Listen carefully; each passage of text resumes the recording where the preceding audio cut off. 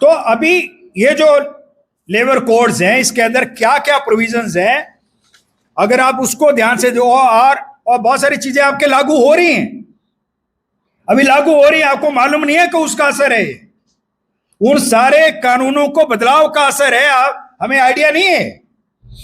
जैसे for example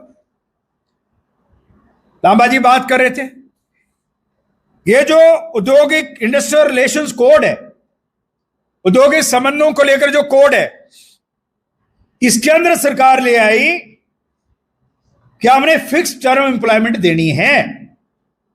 fix term साल के लिए हो सकती है, 2 साल के लिए हो सकती है, जिस दिन नियुक्ति होगी नियुक्ति लेटर पर ही टर्मिनेशन, वो आपकी नौकरी का खत्म होने का डेट लिखी होगी। ये फिक्स टर्म ले आए किसमें? इंडस्ट्रियल रिलेशंस कोड में। और इसको लेकर अप्रेंटिस होंगे, ट्रेनी होंगे, पार्ट टाइम होंगे, ऐसे अलग अलग तरह के नोमेनक्लेचर होंगे, अलग अलग तरह के, और पक्की नौकरी नहीं होगी, ये निश्चित है। और मैं तो हिमाचल प्रदेश से हूं, आपके पड़ोस का राज्य है, मेरे को नहीं पता हरियाणा में और इसमें क्या क्या हो रहा है, परंतु हिमाचल प्रदेश में जो हो रहा है वहां सरकार किसकी है? कांग्रेस। नीति किसकी है? बीजेपी। नीति बीजेपी की है, सरकार कांग्रेस की है, परंतु वहां पर जो हो रहा है, फॉरेस्ट में रखे जा रहे हैं, उनका नाम क्या है? वन मित्र। नर्सों की जगह जो रखे जा रहे हैं उनका नाम क्या है? रोगी मित्र। ट्रैफिक कंट्रोल करने के लिए पुलिस की जगह जो लोग आ रहे हैं उनका नाम क्या है? ट्रैफिक मित्र। पीडब्ल्यूडी में मल्टीटास्क वर्कर, आईपीएच में मल्टीटास्क वर्कर, और तनख्वाह कितनी है? 5,000। 5,000 तनख्वाह है इनकी सबकी, किसी की 10 होगी, इससे ज्यादा किसी की नहीं है। 5 और 10,000 के बीच में लोग इस सारे काम कर रहे हैं, कल को शायद पक्के हो जाए, यह है उम्मीद। और ये लोग, इसमें से बहुत सारे लोग संगठित होने के लिए भी तैयार नहीं है, कोर्ट की तरफ को भाग रहे हैं।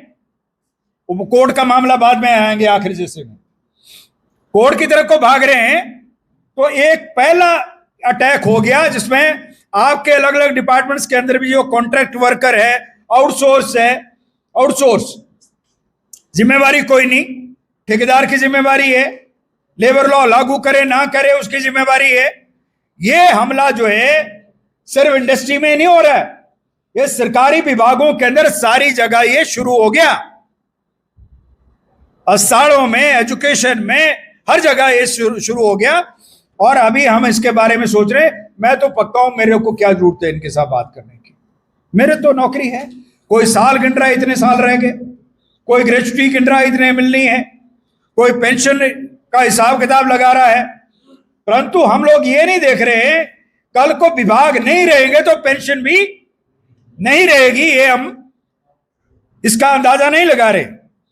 इसलिए जो है एक ये मोदी सरकार की नीतियों का ही प्रतिफल है जो हमें हर राज्य में, हर विभाग में देखने को मिल रहा है।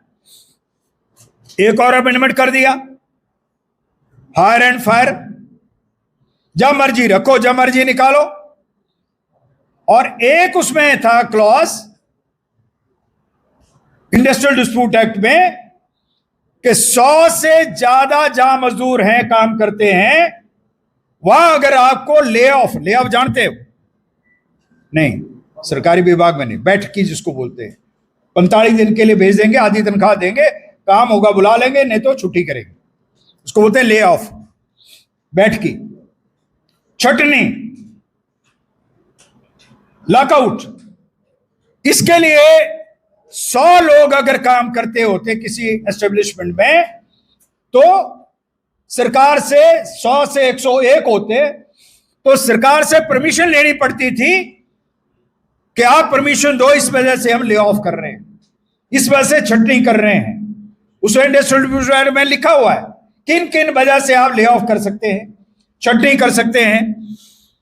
अगर आप क्या कर दिया, 300 लोगों तक जो है आपको कोई परमिशन नहीं लेनी पड़ेगी, किसी तरह का ले ऑफ करो, छटनी करो, लॉकआउट करो, जो मर्जी करो। और इतने लोग होंगे तो आप सर्विस कंडीशन भी मालिक अपनी मर्जी से तय करेगा। और कर दिया जो 1926 का एक्ट था, ट्रेड यूनियन एक्ट, जो यूनियन बनाने का अधिकार था 1926 में, क्या था, किसी भी प्रतिष्ठान में 7 लोग भी यूनियन बना सकते थे।